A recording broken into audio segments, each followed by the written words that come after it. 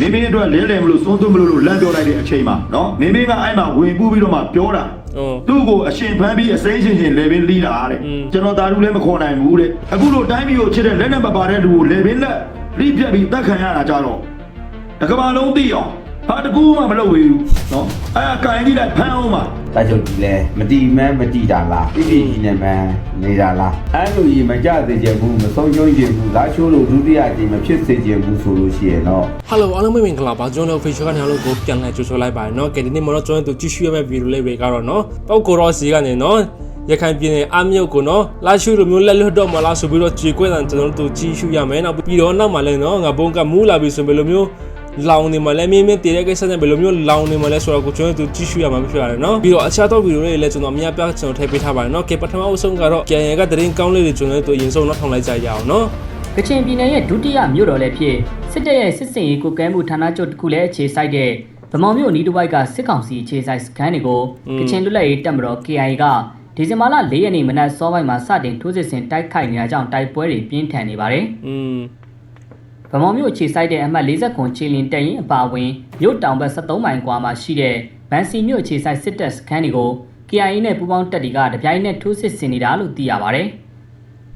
်ဗမော်မြို့မှာစစ်ကောင်စီရဲ့အမှတ်21စစ်စင်ကိုကဲမှုဌာနချုပ်စကခ21နဲ့လက်အောက်ခံတပ်တွေရှိနေပြီးအမြောက်တပ်တွေနဲ့တန်ကြပ်ကတပ်တွေလည်းရှိနေပါတယ်။ဒါအပြင်ဗမော်မြို့ရဲ့အရှေ့ဘက်10မိုင်ကွာမှာရှိတဲ့မိုးမောက်မြို့ကိုလည်းအခုနှစ်ဩဂုတ်လအတွင်း KIA ကအပြီးသက်သိမ်းပိုက်လိုက်ပြီးတဲ့နောက်မိုးမောက်ကနေစုခွာလာတဲ့စစ်သားတို့ကလည်းဗမော်မြို့အခြေစိုက်တပ်တွေမှာရောက်နေကြတာပါ။ဗမော်မြို့နီးတစ်ဝိုက်မှာတိုက်ပွဲတွေပြင်းထန်နေပြီးစစ်ကောင်စီဘက်ကလည်းလက်နက်ကြီးတွေနဲ့ပစ်ခတ်နေသလိုလေကြောင်းကနေလည်း၄ချိန်တမနဲ့ဘုံကျဲတိုက်ခိုက်နေတယ်လို့ဒေသခံတွေစီကနေသိရပါတယ်။ KIA ရဲ့ပြောခွင့်ရသူဗိုလ်မှူးကြီးနော်ဘူကတော့ဗမော်မြို့ရဲ့နေရာနှံ့မှာတိုက်ပွဲတွေပြင်းထန်နေတယ်လို့မြန်မာနောင်ကိုပြောပါတယ်။ဒါပေမဲ့စစ်တပ်စခန်းတွေတိမ့်ပရရှိမှုအခြေအနေအသေးစိတ်ကိုတော့မသိရသေးဘူးလို့ဆိုပါတယ်။ကဲဒါလည်းနောက်ဆုံးချီအဖြစ်နော်။နောက်မှာဘယ်လိုမျိုးတွေတရားရင်ကနေဘယ်လိုမျိုးတရင်ကောင်းလေးတွေလာမလဲဆိုတော့ကိုကျွန်တော်တို့မျှော်လင့်နေလို့ရပြီနော်။ကဲနောက်ထပ်ကျွန်တော်ဆက်ကြည့်ရမယ့်ဗီဒီယိုလေးကတော့ပောက်ကိုရောစီကနေနော်ရခိုင်ပြည်နယ်အမျိုးကိုလက်လွတ်တော့မှာလားဆိုပြီးတော့ဘယ်လိုမျိုးငိုကြွေးတန်ကြီးနဲ့ပြောနေမလဲဆိုတော့ကိုကျွန်တော်တို့ဆက်ကြည့်လိုက်ကြရအောင်နော်။ဒါရခိုင်ပြည်နယ်ရဲ့အကဲဦးဇင်းတို့ရဲ့ဌာနချုပ်ကြီးပေါ့အမျိုးပေါ့မှာနော်အမျိုးရဲ့အကြောင်းလေးကိုပြောချင်ပါတယ်ဗျာ။လာရှိုးမှာဆိုလဲဦးဇင်းတို့တကယ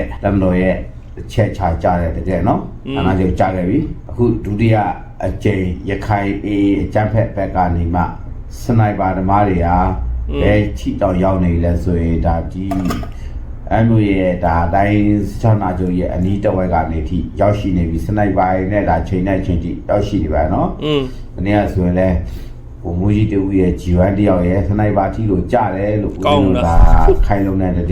ကြီးကြကြားသိရတယ်ပေါ့နော်အဲ့တော့ဦးဇင်းတို့ဗာပြောချင်တာလဲဆိုလို့ရှိရင်တိုက်ချုပ်ကြီးလဲမတီမန်းမတီတာလားပြည့်ပြည့်ကြီးနဲ့မှန်းနေတာလားဥပိ္ပခာပြုထားတာလားဒါမှမဟုတ်တိုက်ချုပ်ကြီးကိုပဲအောက်ကနေမှမတင်ပြတာလားတိုက်ချုပ်ကြီးရဲ့ဆဲဆုံမှုတွေခံရမှာဆိုလို့လားထုံနည်းတူစွာပဲဒူးချုပ်ကြီးကမတီတာလား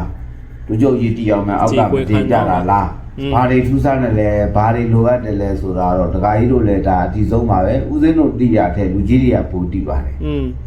ခါတလေကြလဲတိတိကြီးနဲ့ဥပ္ပခါပြုထားတာတွေကအများကြီးပါတယ်လိုအပ်ချက်တွေမပတ်ပိုးနိုင်တာလဲမရှိရလဲမဟုတ်ရှိရတန်းနဲ့ပဲဘာကြောင့်ဒီထီကိုရောက်ပို့နိုင်တာလဲကာကြောက်ကြီးကတော့ကျောင်းစင်းဝဲတွေရှိလို့ဘာဝဲတွေရှိလို့မပို့နိုင်မလုပ်နိုင်ဘူးကာကြောက်ကြီးဒီချိန်မှပြောလိုက်စိတ်ဆေးရဲဒါဆိုကြာပြီးမှဒါတွေလိုအပ်ပါတယ်လို့ဒီအမျိုးကြီးကြာသွားပြီမှာကာကြောက်ကြီးခင်ဗျာဖခင်ဗျာအမျိုးကြီးကတော့ကြာသွားပါပြီခင်ဗျာဟုတ်လားအမှုကြီးမှာကြာသွားလို့ဘယ်တော့ဖမ်းခံလိုက်ရပါတယ်ခင်ဗျာဆိုတော့ဝဲဒီအဲ့ကာကြုံကြီးနာလူတွေကတင်ပြမှာလားပြောကြမှာလားလို့ဦးဇင်းကမြေကွင်းပြန်ထုတ်ချင်ပါတယ်ဗျာအမှုကြီးမကြစေချင်ဘူးမဆုံးရှုံးချင်ဘူးလာရှိုးလို့ဒုတိယအကြိမ်မဖြစ်စေချင်ဘူးဆိုလို့ရှိရင်တော့ကာကြုံနာမှာရှိတဲ့သူတွေကာကြုံကိုတိုက်ရိုက်တင်ပိုင်ဝင်ရှိတဲ့သူတွေတိုက်ရိုက်ပြောပိုင်ဝင်ရှိတဲ့သူတွေကပြောပြပါကဲဒါလေးကတော့နော်ပောက်ကိုရောစီကရင်နော်နောက်ထပ်ရခိုင်ပြည်နယ်အမျိုးကိုထက်ကြမှာဆိုဘယ်တော့တောင်ကြေကွဲနေတယ်လဲဆိုတာကိုတော့ကြည့်လိုက်ကြရတော့နော်ပောက်ကိုရောရဲမင်းတို့ဘောမာတယ်နော်အဲ့လိုမျိုးကြေကွဲလေကျွန်တော်တို့ကတော့အမျိုးကိုရဖို့ကျွန်တော်တို့မျှော်လင့်လေပဲနော်ကဲနောက်ထပ်ကျွန်တော်တို့ဆက်ကြည့်ရမယ့်ဗီဒီယိုလေးကနော်ကြိုမျိုးမင်းကနော်နေပြည်တော်မှာစစ်သားနှစ်ယောက်တေလို့နော်ဘယ်တော့တောင်ပျော်နေမြူးနေလဲဆိုတာကိုကျွန်တော်တို့ဆက်ကြည့်လိုက်မယ်နော်ကဲနေပြည်တော်ဖြစ်လာရင်ဆန်းအကြီးပဲနော်တလောက်ပြဟိုဘယ်လိုခေါ်မလဲနေပြည်တော်မှာကားမောင်းရတာဒလက်ဟောကြီးဟိုရှင်းပြီးတော့ကားပိတ်တယ်ဆိုတာကြားတော်မကြဘူးလောက်ဖြစ်တဲ့နေပြည်တော်ကြီးမှာကားတိုက်တယ်ဒီ ရိုးတန်းကားတိုက်လို့ရှိရင်တော့ကျွန်တော်တို့မပြောပါဘူးလူပါတည်သွားတာတည်သွားတာလူရိုးတန်းတည်လဲဒါကျွန်တော်ပြောသေးဘူးကိုကရဲနေဟုတ်တည်သွားတယ်အဲ့တော့ကျွန်တော်စဉ်းစားနေနေပြည်တော်လိုဟာကြီးကလမ်းရှင်းရကြီးလို့များစွတ်စက်မောင်းကြရင်တည်ကုန်ကြရလားမသိဘူးအဲ့လိုဖြစ်လာကဲလေးကတော့တော်တော်လေးပါပဲเนาะကျော်မင်းမင်းကနေပြောရမှာရဲ2ယောက်တည်းလို့ဘယ်တော့တောင်ဦးမျိုးနေလဲဆိုတော့ကိုပြချင်တာပဲဖြစ်ပါတယ်เนาะကဲတော့ထကျွန်တော်ဆက်ကြည့်ရမယ့်ဗီဒီယိုကတော့ဇော်ဘွင်းစီကဗီဒီယိုလေးပဲဖြစ်ပါတယ်เนาะဇော်ဘွင်းစီကနေเนาะမင်းမင်းကเนาะရဆက်တက်ခံရလို့မခေါ်နိုင်ဘူးအမျှတောင်မခေါ်နိုင်ဘူးနောက်ပြီးကြတော့เนาะမူလာပြီးဆိုဘယ်လိုမျိုးတွေပောက်ကွဲလာလဲဆိုတော့ကိုကျွန်တော်တို့ဆက်ကြည့်လိုက်ကြရအောင်เนาะအဲ့တော့ငါတို့ကတိုင်းပြည်ငြိမ်းချမ်းဖို့ငါတို့နိုင်ငံငါတို့လူမျိုးကိုချစ်လို့မင်းမင်းအတွက်လည်းငါက9ရက်နေ့မှာเนาะဒီမှာပြင်ဦးလွင်မှာရက်လေ29 30တရက်2ရက်3ရက်4ရက်5ရက်နေ့9ရက်ရက်လေစွန့်သွတ်ဖို့ငါကလမ်းပြောလိုက်တာမင်းမင်းအတွက်လဲလဲမလို့စွန့်သွတ်မလို့လမ်းပြောလိုက်တဲ့အချိန်မှာမင်းမင်းကိုတကြိုတဲ့အယိုးအိုးကိုသူ့မိသားစုကယူသွားတာနော်မင်းမင်းကအဲ့မှာဝင်ပူးပြီးတော့မှပြောတာသူ့ကိုအရှင်ဖမ်းပြီးအစိမ့်ချင်းလေပင်လီးတာတဲ့နော်အဲ့လေပင်လီးတဲ့အတွက် तू ကပေါ်တင်ပြောတယ်ဝင်ပူးပြီးတော့ကျွန်တော်သာဓုလည်းမခေါ်နိုင်ဘူးတဲ့နော်အမြဝေမဝေတဲ့ဒီတိုင်းပြည်ဒီနိုင်ငံငြိမ်းချမ်းသွားမှဝေမယ်ဆိုတာဒီစကားကိုလိုက်ပေါ်မှာတရားဝင်ပတ်ပလစ်မှာပြောတာမဟုတ်ကဟုတ်ကလောက်ကြံပြီးပြောတာမဟုတ်ဘူးတိုင်းပြည်ကိုချစ်တဲ့လူနဲ့မင်းတို့လိုခွေးတိုက်အောင်တန်းစားနေတာကွာတယ်လို့မအေးလို့တွေကမင်းတို့က PDF တွေဖမ်းပြီးအကုန်ဖော်တာဟောတပ်ဖို့ဟုတ်လားလွတ်လိုက်တယ်ဟုတ်လားမိန်းကလေး6ယောက်မိုးချိုးပြစ်မှာမိတာဟုတ်လားတနက်နှစ်လက်နဲ့သူရဲကောင်းဖိမ့်မှန်မှာငါအဲ့ပွဲကိုမတက်ခင်မှာငါ့ကိုတပ်ဖို့လွတ်လိုက်တာမိုးချိုးပြစ်မှာပလောင်မာလေးတွေမိတာလာငယ်ငယ်ချိုးချိုးလေးတွေမိတာတနက်နှစ်လက်နဲ့မိတာညဘက်ကြီးရှင်းလားရည်တယ်လို့ပြောလိုက်မယ်ငါ့ကိုတပ်ဖို့ကြံတဲ့ကောင်တိုင်းမင်းတို့ကန်ကြိုးပေးနေမင်းတို့သွားလိမ့်မယ်ဟုတ်ပြီလားငါမင်းတို့အချိန်ချင်းပြောတယ်ငါကဥပစ္စေကကန်နေတေမဲ့စားတာမပါဘူးလေလို့လက်နဲ့မမြင်ဘူးအာနာယူကလက်နဲ့မမြင်ဘူးလီးပဲရမယ်ဒီမှာရအောင်တိလားအပြည့်ထိုးရတာနော်တိလားချားရီမပြရင်လို့ထိုင်းအတန်းထားရတာဟိုမှာအကုန်လုံးအတိုးရှိတယ်အကုန်ရှိတယ်လက်ပစ်ဘုံတွေအကုန်ရှိတယ်လာခဲ့ကြောက်လန့်နေပြီနော်လဲပြစ်မယ်ဘွားချင်းနော်ဒီနိုင်ငံမှာတခုတော့ပြောချင်တယ်အစိုးရတရက်အနေနဲ့နော်ကိုဖော်ခဲ့တဲ့ဆေးကိုနော်ပို့ပြီးတော့အစိတ်ဖြစ်အောင်တိုက်မှာလားဒါမှမဟုတ်ကိုဖော်ခဲ့တဲ့ဆေးကိုစားပြီးတော့တိုင်းပြည်ကိုတင်းချင်းအေးချမ်းအောင်လုပ်မှာလားလို့တော့ကျွန်တော်တို့ကမေးချင်တယ်ဘာလို့လဲဆိုတော့အခုကတိုင်းပြည်ကိုချစ်တဲ့တပ်မတော်ကိုချစ်တဲ့တပ်မတော်ကိုဝင်းရတဲ့အစိုးရကိုဝင်းရတဲ့ပြည်သူလူထုတွေကရဲဝင့်စွာနဲ့ထွက်ပြီးတော့မှမပြောရဲဘူးနော်အဲ့ဒါပြောတာနေရတယ်ဒီ PDF အားပေးတွေထောက်ပို့တွေအကြမ်းဖက်လက်နက်ကိုင်အားပေးတဲ့တပုံတွေဟိုအားပေးတဲ့လူတွေဒီဒေါ်စုကြည်မိစ္ဆာမာကြီးကိုအားပေးတဲ့လူတွေကတော့မြို့တွေရွာတွေမှာအယောင်ဆောင်ပြီးသွားလာပြီးတော့မှလောက်ကင်စားတောင်းနေတယ်တပ်မတော်ဝင်းရတဲ့လူတွေအားပေးတဲ့လူတွေထောက်ကန်တဲ့လူတွေအခုလိုတပ်ဖြတ်ခြင်းတွေခံနေရတယ်ချင်းကြောက်ခြင်းတွေခံနေရတယ်နော်ဥပဒေရဲ့ဘောင်အတွင်းမှာဘယ်လိုလူမျိုးကိုထည့်ထားမှာလဲဒီအစိုးရကိုနော်အားပေးဝင်းရနေတဲ့လူတွေအတွက်ဘယ်လိုလုံခြုံမှုတွေပေးမှာလဲဆိုတာတော့ကျွန်တော်အစိုးရကြီးကိုမေးချင်တယ်ဗျာသိလားနော်ဒီခွေးသွေးဆန်တွေကိုတော့ကျွန်တော်တို့စိတ်မဝင်သားဘူးကြောက်နေပြီကြောက်နေပြီစောက်ကူလည်းမဆိုင်ဘူးကျွန်တော်အနေနဲ့ကျွန်တော်တယောက်တည်းစောက်ကူမဆိုင်လို့တော့မရဘူးအခုလိုတိုင်းပြည်ကိုချစ်တဲ့လက်နဲ့မပါတဲ့လူကိုလေပင်လက်လိပြက်ပြီးတတ်ခံရတာကြတော့တကဘာလုံးသိအောင်ဟာတကူမှမလုပ်ဝေဘူးနော်အဲ့ကင်ကြီးလိုက်ဖမ်းအောင်ပါအခုမကင်တော့အသက်ခံရတာလေလွယ်တွင်းတကူဒီလိုဘာမှတရားဥပဒေစိုးမိုးမှုမရှိတဲ့အချိန်မှာနော်ငွေရှာပြီးတော့လှုပ်ရှားနေတဲ့ကောင်တွေကလည်းလှုပ်ရှားတယ်အကြမ်းဖက်ဆိုလည်းယူပြီးတော့လွတ်ပေးတယ်အဲ့တော့ကျွန်တော်တို့ကဘယ်အစိုးရဘယ်လိုကျွန်တော်အားကိုးရမလဲခင်ဗျားတို့ကျွန်တော်အမြဲတမ်းပြောတာကြာရှုံးနေတယ်လို့ဘာလို့လဲသိလားအလုပ်ကိုအလုပ်နဲ့တူအောင်မလုပ်ဘူးလေအားလုံးကငွေနောက်လိုက်တယ်ကဲလက်ကနော်ဇော်ဘိုဟိတ်စီကနော်သူတို့ပေါ်တာအရင်ကြီးမင်းကိုတတ်ဖြတ်တဲ့နောက်ပိုင်းမှာနော်မှာဇော်ဘိုဟိတ်နဲ့ကျော်ဆိုးကဘယ်တော့တောင်ကြောက်လန့်နေကြလဲဆိုတာကိုဒါကြည့်လိုက်ကြတော့နော်သူတို့ရဲ့ကြေခွဲခံလေးပေါ့နော်ကဲတော့ဟဲ့ကျွန်တော်တို့ဆက်ကြည့်ရမယ့်ဗီဒီယိုလေးကနော်ဟိုနေ့ကနော်ကိုရီးယားမှာနော်ကျွန်တော်တို့ပုံစံလိုမျိုးအာနာသိမ့်မှုဖြစ်စဉ်တွေဖြစ်သွားတယ်နော်အဲ့ဒီကိစ္စနဲ့ပတ်သက်ပြီးတော့သူတို့ပြည်သူတွေဘယ်တော့တောင်စီးလုံးလဲဘယ်လိုမျိုးအာနာသိမ့်တဲ့ပုံစံစဖြစ်တယ်လို့တိကြတဲ့ကပြည်သူတွေကဘယ်လိုမျိုးလှုပ်လိုက်လို့သူတို့ရဲ့စစ်ခေါင်းဆောင်ကဘယ်လိုမျိုးအာနာတွေကိုပြန်ရုပ်လိုက်ရလဲဆိုတာတွေကိုနော်စီတန်ဘွေးထက်မြတ်တို့စီကနေပြောတဲ့ဗီဒီယိုဖိုင်လေးကိုကျွန်တော်တို့သူကြည့်ရှုရမှာပဲဖြစ်ပါတယ်နော်ကျွန်တော်တို့အတူယူစီရလေးပဲဖြစ်ပါတယ်နော်ကဲအဆုံးထိလိုက်ပါကြည့်ရှုဖို့ဖိတ်ခေါ်လိုက်ပါတယ်နော်ကြည့်လိုက်ကြရအောင်နော်အဲ့ဒါတော့ဒါတောင်ကိုရီးယားနိုင်ငံရဲ့ဒါ6နာရီကြာအာဏာသိမ်းမှုအဲအကြောင်းလေးပြောကြမှာပါနော်အဲဒါတပရကသူနဲ့အတိုက်ခံပါတီကိုသူကသွားပြီးတော့တချို့အကြောင်းအရာတွေမှာသူကပြောဆိုတာရှိတယ်ပေါ့နော်သူသွားပြီးပြဿနာရှာတာမျိုးတွေရှေ့ဘိုင်းကာလာတွေမှာရှိဘူးတယ်ပေါ့အဲအကြောင်းမလို့တချို့ခါတွေဒါပြုတ်တာမျိုးတွေရှိတယ်ဖန်ခံတာမျိုးရှိတယ်ဆိုပြီးသိရတယ်အဲ့တော့အဲ့ရအဖွဲ့တွေကပြန်ပြီးတော့ဒါ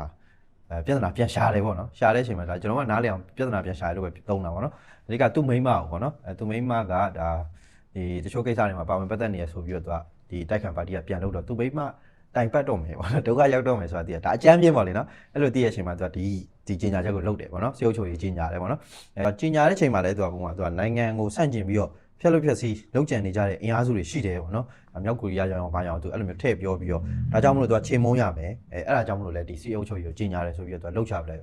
လှုပ်ချပလိုက်တဲ့အချိန်မှာသူတုံ့ပြန်ခံရတဲ့ဟာကလုံးဝမထင်ထားလောက်အောင်ပေါ့နော်သူနဲ့အတိုက်ခံပါတီဖြစ်တဲ့ခုနဒီမိုကရက်တစ်ပါတီရဲ့ခေါင်းဆောင်ပါပေါ့နော်ဒီမာရှယ်လောကိုပြန်ရုပ်သိမ်းမှုအတွက်ကိုအမတ်တွေပါလီမန်တွေကိုအမြန်လာကြဖို့စုယုံကြဖို့ပြီးရင်အမြန်ဆုံးမဲပေးဖို့ဆိုပြီးတော့ပုံစံမျိုးလုပ်တယ်ပေါ့နော်တစ်ဖက်မှာလည်းဒီကာချုပ်ကသူကဒီဌာနချုပ်ပေါ့နော်ပုံစံမျိုးသူကအလင်းမြန်ဖွဲ့စည်းလိုက်တယ်ဖွဲ့စည်းပြီးတော့အဲ့ရနေပြီးတော့သူကစစ်ရဲရင်တွေပါလွတ်တယ်စစ်သားတွေလွတ်တယ်ရဲတွေလွတ်တယ်ပေါ့နော်ဒါသူသမ္မတခိုင်းတဲ့အချိန်မှာသူလှုပ်တဲ့ဟာပေါ့နော်အဲ့လိုမျိုးနဲ့ရဲရောစစ်သားရောဒီပါလီမန်ကိုထိန်းချုပ်ဖို့လာတဲ့အချိန်မှာပြည်သူတွေကလုံးဝဘယ်သူမှမခိုင်းစေရပဲနဲ့သူတို့ကိုယ်တိုင်ဒီဥစ္စာကိုမဖြစ်မြောက်ဖို့ပေါ့နော်ဒီစေအုပ်ချုပ်ရေးကြီးညာတဲ့ဟာကိုမဖြစ်မြောက်ဖို့အတွက်ကိုသူတို့ဝိုင်းဝန်းတားဆီးပြီးတော့အောင်းတယ်ပေါ်လိုက်တဲ့ဟာတွေကအများကြီးတွေ့ရတယ်ဘုံကဒီခုနကဒီသူတို့ကြီးညာတဲ့ဟိုဟာတွေမှာသူအချက်6ချက်ပါတယ်အဲ့မှာကျွန်တော်လေးစားတာသူတို့နိုင်ငံရဲ့စစ်သားတွေရဲတွေပေါ့နော်ပြည်သူကပြန်ပြီးတော့ပြင်းသွားတယ်အဲ့ဒီဟာကိုလုံးဝဘာမှပြန်မလုပ်ဘဲနဲ့ခေါင်းငုံပြီးခံသွားတာဒီရဲတွေစစ်သားတွေကပေါ့နော်ဟိုပြည်သူလို့သဘောထားတယ်ပြီးတော့စစ်တပ်ပုံစံမျိုးနေတယ်ပေါ့နော်ခိုင်းလိုက်တဲ့အမိန့်တစ်ခုကိုလောက်ရတယ်ဆိုပေမဲ့လည်းမလောက်ထိုက်တဲ့ဟာမှသိတဲ့အခါမှာသူတို့တွေနီးမျိုးစုံနေတော့ပြတာပဲပေါ့နော်ပြည်သူရဲ့ဆန္ဒကိုပဲဦးစားပေးတယ်အဓိကတော့ပြည်သူကဒါမျိုးမလိုလားဆိုတဲ့အချိန်မှာသူတို့ဒါကြောင့်ဒီမှာဖြစ်သွားလို့မျိုးပေါ့နော်မရောက်နိုင်တက်ကကောင်းနေလို့မျိုးပြစ်တာခတ်တာမျိုးတွေလုံးဝမရှိဘူးကွာပြောမှာပြည်သူကသာပြန်ပြီးတော့တွန်းထိုးတိုက်ပြီးတော့အဲ့လိုမျိုးလှုပ်သွားမျိုးတွေပဲသူတို့ငြိမ်ခံလိုက်တာပေါ့နော်ဒါကကြောင်းနဲ့ကွာခြားချက်ပေါ့နော်အဲ့ကြတော့အခုဘယ်လိုဖြစ်သွားဆိုတော့ဒီသမ္မတကသူ့ကြီးညာချက်ကိုပြန်ပြီးတော့ရုပ်သိမ်းတယ်ရုပ်သိမ်းတော့သူသမ္မတနဲ့ဒါကာကျုံးနဲ့ကတော့ပြုတ်ဖို့လားရှိနေရပေါ့နော်ဆက်ပြီးတော့ဒါတီးရတဲ့ဟာတွေတော့ကျွန်တော်တို့မေးထားလို့မှရှိသေးတယ်ပေါ့နော်ကျွန်တော်ကအဲ့ရနေရလိုက်တဲ့ဟာတွေကတော့အများကြီးပဲပုံမှာဘုံလည်းအဲ့ရတာပဲတော်တော်နည်းမျှဝေပြီသူတင်ကန်းတာလားအများကြီးရတယ်ပြည်သူချင်းတော့တူတယ်ပြည်သူချင်းတူတယ်ဒီဆေးအာဏာသိမ်းမှုကိုလက်မခံတဲ့ပြည်သူချင်းတူတယ်ဒါပေမဲ့ကွဲလဲသားတာဘာလဲဆိုတော့အဓိကပြည်သူနဲ့စစ်တပ်နဲ့ပြည်သူနဲ့ရဲနဲ့တသားတည်းရှိနေတာကွာဟုတ်တယ်တသားတည်းရှိရဆိုတာဟိုဘယ်လိုပြောမလဲပြည်သူကပေါက်ဖွာလာတော့စစ်သားပြည်သူကပေါက်ဖွာလာတော့ရဲပြည်သူစစ်သားပြည်သူရဲအစ်စ်တွေရှိတဲ့နိုင်ငံဖြစ်တယ်အဲ့နိုင်ငံတွေကမြန်မာစစ်တပ်ကဘာနဲ့တော့တူနေလဲဆိုတော့ तू ကဒီမြန်မာစစ်တပ်ကမြန်မာပညာရေးဝန်ကြီးဌာနကရောအဲ့ဒီကဘာကြီးလုပ်လဲဆိုတော့ तू ကစစ်တပ်ဆိုလို့ရှိရင် तू ကမျိုးလက်ကောင်မှာရှိတဲ့စစ်တပ်ဆိုဟိုးတော့တက်ဟောင်းနေပဲဟုတ်နောက်ပိုင်းတက်တွေက तू ကမျိုးပြင်မဲ့ပို့တာမျိုးပြင်ပြီးရင်တက္ကသိုလ်တို့ GDI တို့ဟိုဟာတို့ကြီးလိုက်မျိုးပြင်မှာကွန်ပျူတာတက္ကသိုလ်တို့ဟုတ်တကယ်လေခွင်းထဲမှာဒီကပြည်သူနဲ့အဆက်အသွယ်ဖြတ်တာပေါ့နော်ပြည်သူနဲ့အဆက်အသွယ်ဖြတ်တာဘာလို့ဆိုတော့ဒီအကြောင်းတွေကတော့ထားပါတော့ဒီစစ်တပ်ကမျိုးပြင်မှာရောက်နေခြင်းအပြင် तू ကမျိုးတွေကိုသွားလာတာခရီးဝေးမယ်ပြီးပြည်သူလူထုနဲ့စကားပြောရဆိုရတာအချိန်မရောက်ပေါ့ညီလေးပြီးတော့ဟိုပေါ့ဘုံမှာဟိုသွားတာခက်ခဲတဲ့အတွက် तू တပတ်နေလောက်မှတစ်ခါပဲသွားမယ်နေ့စဉ်ရက်ဆက်သွားမယ်အစားပေါ့နော်တပတ်နေလောက်မှတစ်ခါပဲစုဝယ်လိုက်မယ်ဆိုတော့ तू တပတ်မှာပဲတစ်ခါပဲဒါပြည်သူကြားထဲကိုရောက်တဲ့အဆင့်မျိုးဖြစ်သွားပါတော့တမင်အဲ့လိုဖြစ်အောင်လုပ်လာတယ်အခုကိုရီးယားဖြစ်ချင်မှာဆိုလို့ရှိရင်ဒါဟိုမေးကြည့်ရတဲ့အရာသူတို့ပြောတဲ့ပုံရဆိုရင်ဗာစစ်သားတွေရဲတွေဆိုတချို့ဆိုရင်တနတ်တောင်လူခံရတာတနတ်တောင်အလူခံရတယ်ပေါ့နော်တနတ်အလူခံရတယ်ဆိုတော့ဒီတို့မင်းအောင်လိုက်စစ်တပ်ကကောင်းကြတော့ तू ကတနတ်လူလို့ရှိရင်ဘာဖြစ်မလဲဆိုတော့ तू ကိုပြန်ပြစ်ဖို့လူတယ်လို့အဲ့တွေးဝင်နေတာအဲ့ဒီတွေးဝင်တာဝင်တော့ तू ကပါလေ तू ကဥအောင်ပြစ်မှာ तू အောင်ပြစ်ဘာလို့ तू လက်ထဲမှာရှိနေတာဖြစ်တဲ့အတွက် तू လက်ထဲမှာရှိနေတာဖြစ်တဲ့အတွက်လာလူတာနဲ့ तू ကအရင်ဆုံး तू ကပြစ်မယ်ဟိုကကြတော့ပြည်သူကငါ့ကိုပြန်ပြစ်ဖို့လူတာမဟုတ်ဘူးဒီဆီယနာသိမ်းမှုကြီးမဖြစ်မြောက်အောင်အတွက်ဒီတနက်နဲ့ငါ့ကိုချင်းချောင်းမှာဆိုရတဲ့လူတာဆိုတာကိုကိုရီးယားစစ်သားကြသဘောပေါက်တယ်တို့စစ်သားတွေကသိနေကျောင်းစီမှာအဲ့အတွေ့ကိုတမင်ရိုက်ထည့်ထားတာမင်းတို့ဒါပြီးရင်တကယ်လို့ပြစ်လိုက်ရင်တော့မှခုကန်တာကိုပြန်ပြီးတော့ကာကွယ်တာဆိုတဲ့ပုံစံမျိုးနဲ့တို့ကာပါပေးထားသေးတယ်ဟုတ်တယ်အဲ့ကြတော့ကောင်တခုဆိုလှုပ်တာနဲ့တန့်ပြစ်ဖို့ချောင်းတယ်ဆိုတော့ညီလေးပြောတဲ့အထဲမှာပါတော့ဒီတို့ဒီပါလီမန်ဟိုလုပ်တဲ့ဒီတို့လွှတ်တော်အဆောက်အဦခေါ်လာမျိုးအဲ့ဒီထဲကို तू ကဝင်လို့မရအောင်စစ်သားတွေရဲတွေကိုပဲ तू ကပြည်သူကတားထားပြီးတော့မှဒီဟိုဟာကိုကြတော့ဒီလွှတ်တော်အမတ်တွေကိုကြတော့သူတို့ပခုံးတွေပေါ်နင်းတက်သွားပြီးတော့မှကြော်သွားအဓိကဒီဟိုဟာကိုအထဲကိုပါလီမန်ထဲကိုဟိုဟာရောက်သွားလို့ရှိရင်လွှတ်တော်အမတ်ရောက်သွားလို့ရှိရင်ရပြီဒါဆိုရင်ဆီယနာသိမ်းမှုကြီးဟိုသူတို့တင်းတင်းနဲ့ဟန်တာနိုင်မယ်ဆိုတဲ့ဟာကိုပြည်သူလူထုကသိတယ်တို့ပြည်သူလူထုကြတော့ तू ကညီတာကညီတယ်ဒါပေမဲ့82နာရီစောင့်ကြည့်ပါအောင်ဆိုတဲ့အချိန်မှာလည်းစောင့်ကြည့်လိုက်မိတယ်ညီတာညီတယ်ဒါပေမဲ့ဟိုပါပေါ့အဓိကစစ်သားပြည်သူစစ်သားမဟုတ်တဲ့ စစ်တပ်မှာငါတို့ကရင်ဆိုင်ရတယ်ပြည်သူရဲမဟုတ်တော့ရဲနဲ့ငါတို့ရင်ဆိုင်ရတယ်ပြည်သူရဲတို့ပြည်သူစစ်သားတို့စိုင်းပုတ်မှာပဲရှိတယ်စိုင်းရွက်ထဲမှာပဲရှိတယ်တကယ်မြေပြင်မှာမရှိတော့နိုင်ငံဖြစ်တဲ့အတွက်ငါတို့က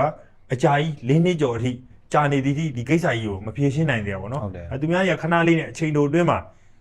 ဖြေရှင်းသွားနိုင်တယ် ကဲဒါလေးကတော့နော် CDM ဘွေးထက်မြက်တို့စီကနေနော်ကျွန်တော်တို့လူမျိုးဖြစ်စဉ်ပုံစံလေးကိုရီးယားမှာဖြစ်သွားတဲ့ဟာကိုနော်တုံးတက်ပြတ်ထားတာပဲဖြစ်ပါတယ်နော်ကဲလုံးဝကိုကျွန်တော်တို့အတူယူစရာပဲဖြစ်ပါတယ်နော်နောက်ပြီးကျတော့ရဲနဲ့စစ်သားတွေတော့ကျွန်တော်တို့ပြည်သူနဲ့တူအတူတူရင်းနှီးခဲ့တယ်ဆိုမလို့တော့ကျွန်တော်တို့အဆင်ပြေမှလဲနောက်ပြီးကျတော့အာဏာသိမ်းတဲ့စတိကလေးကကျွန်တော်တို့သူတို့လူမျိုးလှုပ်ခဲလိုက်တယ်ဆိုတော့အခုလူမျိုးဖြစ်စဉ်လည်းဖြစ်စီရမလို့ဘူးနော်လုံးဝကိုကျွန်တော်တို့အတွက်ကတော့ဘ ഹു တုတလည်းဖြစ်တယ်ကျွန်တော်အတူယူစရာလေးပဲလည်းဖြစ်ပါတယ်နော်ကဲဒီဗီဒီယိုလေးကတော့ဒီလောက်ပါပဲနော်အဆုံးထိလိုက်ပါကြည့်ရှုပေးကြတဲ့ပြည်သူတွေအားလုံးဘေးရန်ကင်းစင်ပြီးအေဂျင့်ကြပါစေလို့ကျွန်တော်ဆုမကောင်းတောင်းပေးနေနောက်ဗီဒီယိုကျရင်ပြန်ဆောင်ကြမယ်နော်